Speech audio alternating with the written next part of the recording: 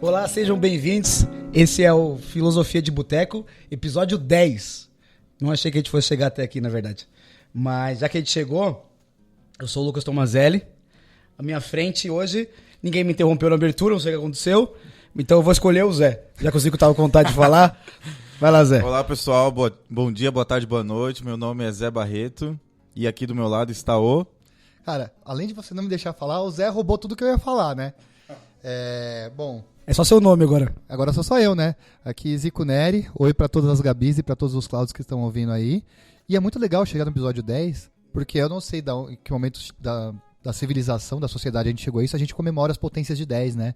Então, Nossa, 10, 100, 200. Então imagina quando chegar no episódio 100. É por isso que as pessoas não gostam do professor de matemática. Eu não sei se eu vou te aguentar até o episódio 100. De qualquer forma, você tem algum número cabalístico? Não. Nem eu. Eu também não. Achei que ia ser mais emocionante. Hoje é dia 10. O dia da gravação. O dia da gravação é dia 10. Mas são 18h53, então não tem nada a ver. Assim, não significa nada. Mas enfim, eu ia falar que a gente tava fazendo uma abertura objetiva, porque hoje o tema é importante, mas a gente cagou. Exatamente. Então desculpa quem tá ouvindo a gente. Mas de qualquer forma, o tema é diferente do anterior, que a gente foi contando nossas peripécias alcoolizado. A gente vai, pra compensar os nossos ouvintes, a gente vai falar de uma coisa muito importante, que a gente, por nós três, obviamente não conseguiria falar sozinho, porque não é o nosso lugar de fala. Então eu vou ler o termo, que é o tema do episódio, e a gente vai dar voz a quem vai nos ajudar a tratar do tema. Então vamos lá, o tema é feminismo. E segundo o dicionário, substantivo masculino, doutrina cujos preceitos indicam e defendem a igualdade eu estou sublinhando igualdade, para depois a gente lembrar disso. Igualdade de direito entre mulheres e homens. 2. Movimento que combate a desigualdade de direitos entre mulheres e homens. Por extensão, ideologia que defende a igualdade em todos os aspectos, social, político, econômico, entre homens e mulheres. Eu achei que o dicionário ia dar uma coisa melhor pra gente hoje, mas enfim. Como o dicionário não deu, eu apresento a vocês Mayara Fidalgo. Muito obrigado pela sua presença, é um prazer ter você aqui. E por um tema tão importante, primeiro conta pra gente a sua vida, a sua trajetória, e aí o Zico vai começar a te bombardear de perguntas e sabe Deus onde a gente vai chegar lá.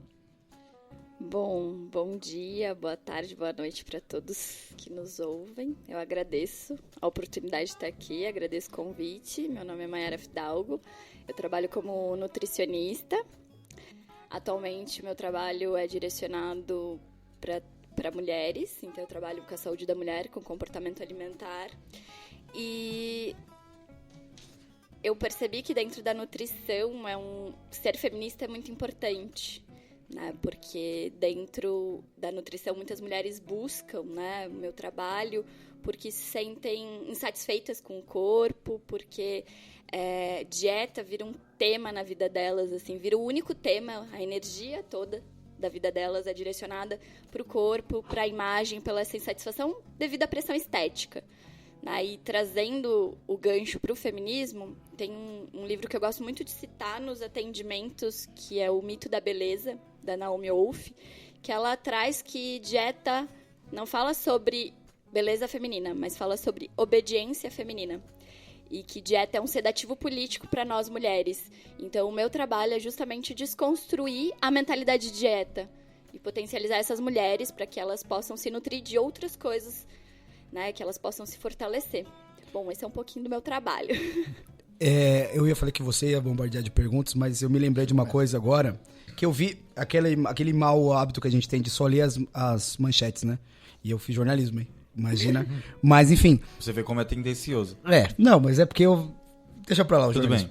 bem. Mas a manchete que eu li, e várias vezes compartilhada, era alguma coisa do tipo assim, dava uma porcentagem, um estudo em inglês, eu acho, britânico, dava uma porcentagem de um certo contingente de meninas, sei lá, na faixa dos 4 a 6 anos que já estão descontentes com o corpo.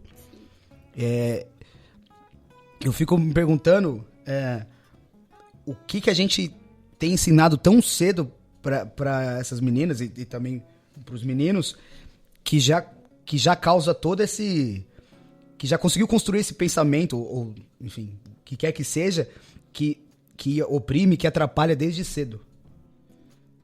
Eu acabei postando um pouquinho sobre isso ontem, e 38% das meninas de 4 anos estão insatisfeitas.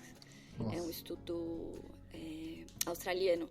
E 82% das meninas de 8 a 11 anos estão insatisfeitas com a própria imagem.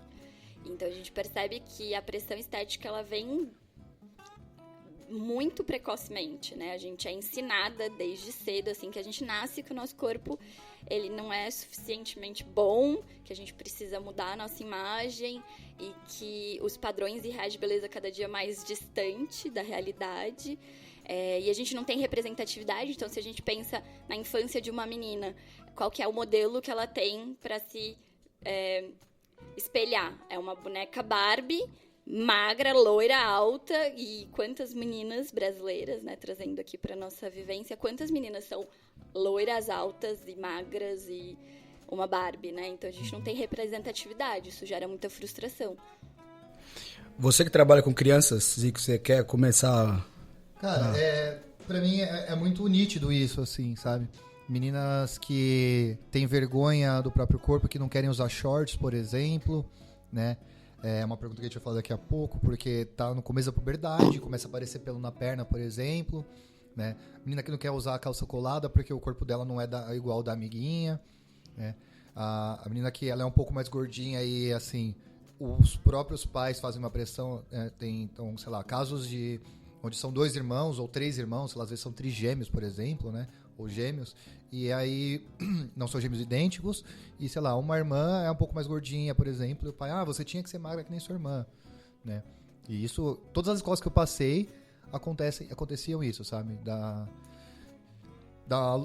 menina que estava fora dos padrões ser mal vista ou ser cobrada para entrar, né? Para entrar na forma, né? Da sociedade. O que é bem denso, né? Eu fico bem triste quando eu vejo esse tipo de coisa. Mas você já sentiu isso em sala de aula, por exemplo?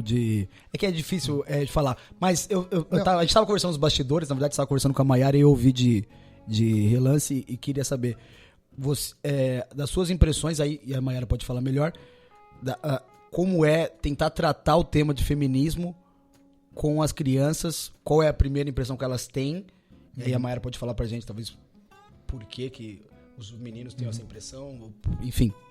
Vamos tentar começar por esse lado. Cara, é muito legal porque, assim, parece uma palavra proibida em sala de aula, ainda mais eu que sou professor de matemática.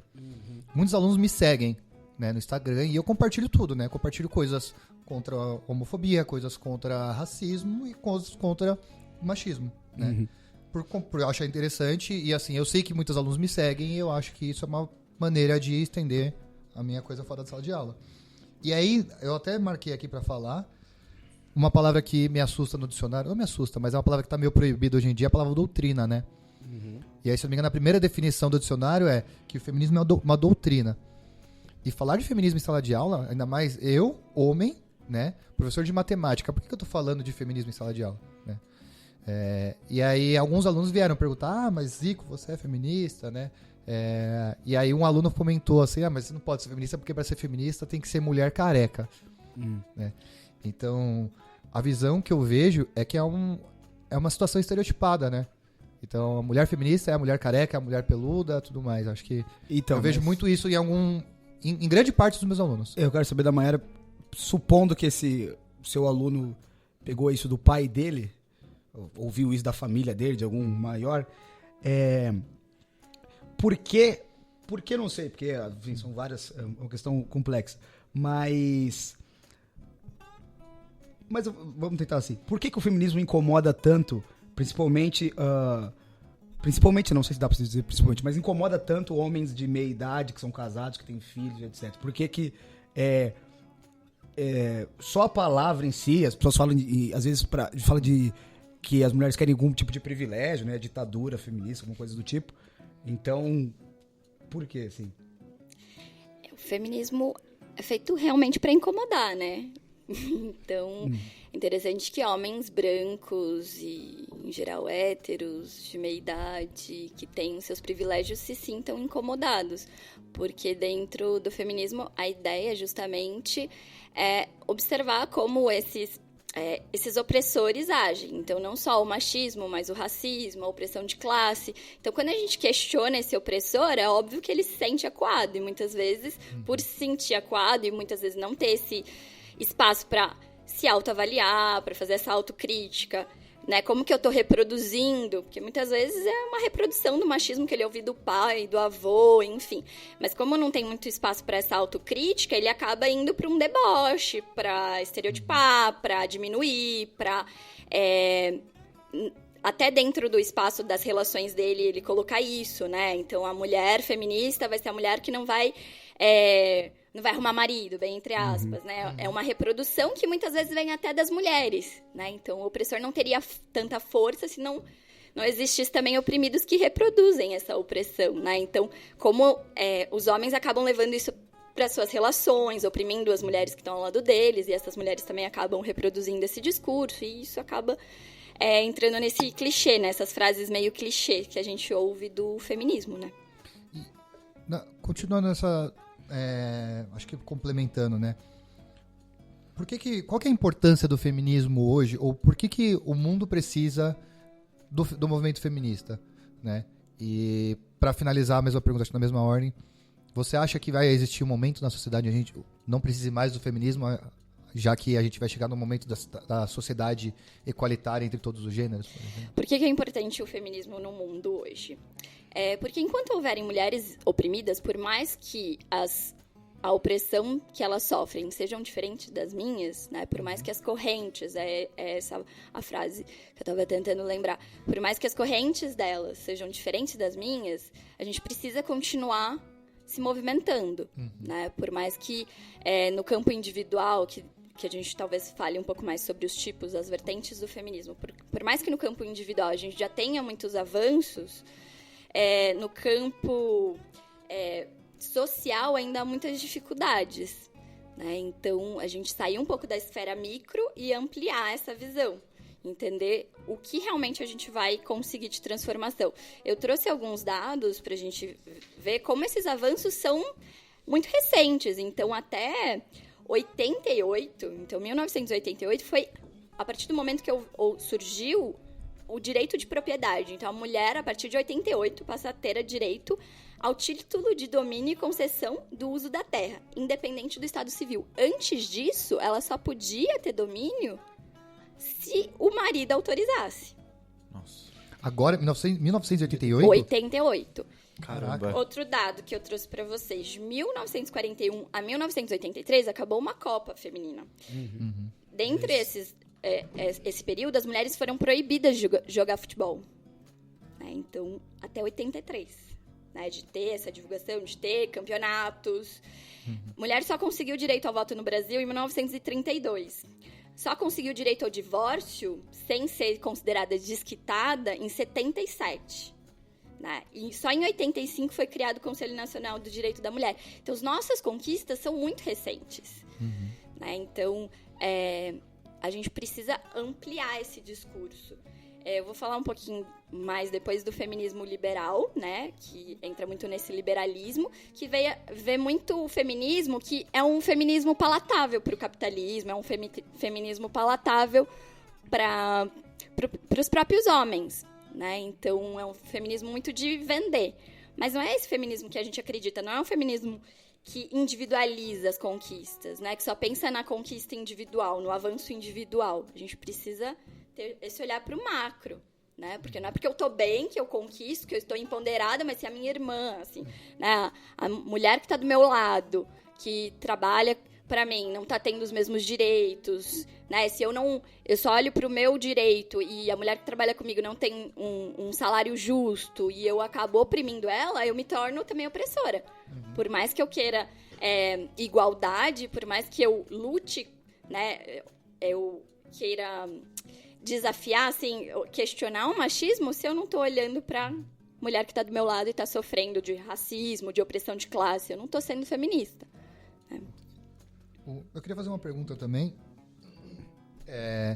acho que é bom dar um nome aos bois. E essa pergunta eu vou explicar o porquê eu tô fazendo, porque assim, como eu falei, dou aula para crianças. Eu já vi muitos alunos perguntando isso. E é legal ouvir isso de uma mulher.